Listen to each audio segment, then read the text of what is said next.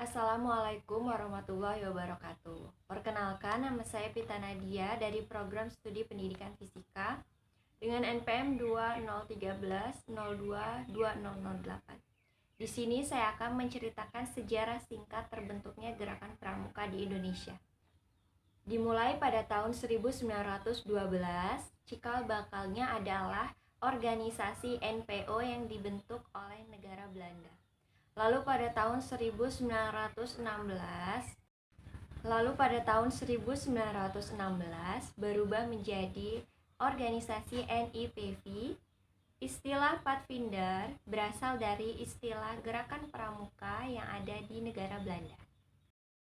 Istilah Pathfinderi mendapat larangan dari negara Belanda. Lalu para tokoh Indonesia menggantinya menjadi kepanduan atau pandu. Lalu, pada tahun yang sama, Indonesia membentuk organisasi kepramukaan bernama Javanese Pathfinder Organisasi yang diprakarsai oleh SP Mangkunegara ke-7. Setelah Sumpah Pemuda, banyak organisasi kepramukaan yang dibentuk baik berlandaskan nasionalis maupun keagamaan. Untuk mempererat hubungan antar pandu Indonesia, dibentuklah organisasi PAPI pada tanggal 23 Mei 1928. Organisasi PAPI berubah menjadi organisasi KBI pada tahun 1930. PAPI berkembang menjadi BPPKI pada tahun 1938, tepatnya di bulan April.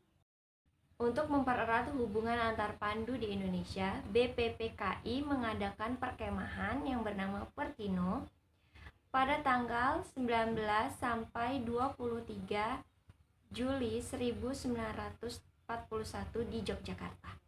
Setelah proklamasi, dibentuklah Panitia Kepanduan Indonesia untuk menjadi wadah organisasi kepanduan di Indonesia. Maka dari itu dibentuklah Kongres Kesatuan Kepanduan pada tanggal 27 sampai 28 Desember 1945 di Surakarta. Dengan hasil terbentuknya Pandu Rakyat Indonesia yang diresmikan oleh Indonesia sebagai organisasi satu-satunya kepanduan di Indonesia dan diresmikan pada tanggal 1 Februari 1947. Akan tetapi, hal tersebut dianulir sehingga kelompok lain dapat membentuk organisasi kepramukaan yang lain. Sehingga Pandu Rakyat Indonesia bukan menjadi satu-satunya organisasi kepanduan di Indonesia. Pada tahun 1961, gerakan pramuka terakhir. Hal ini dilatar belakangi karena makin banyak organisasi kepanduan di Indonesia. Pada tahun 1961 diadakan pelantikan Lapinas, Warnas, dan Warnari di Istana Negara, serta penganugerahan Panji-Panji Pramuka. Maka dari itu, pada tanggal 14 Agustus diperingati sebagai hari lahirnya gerakan kepramukaan di Indonesia.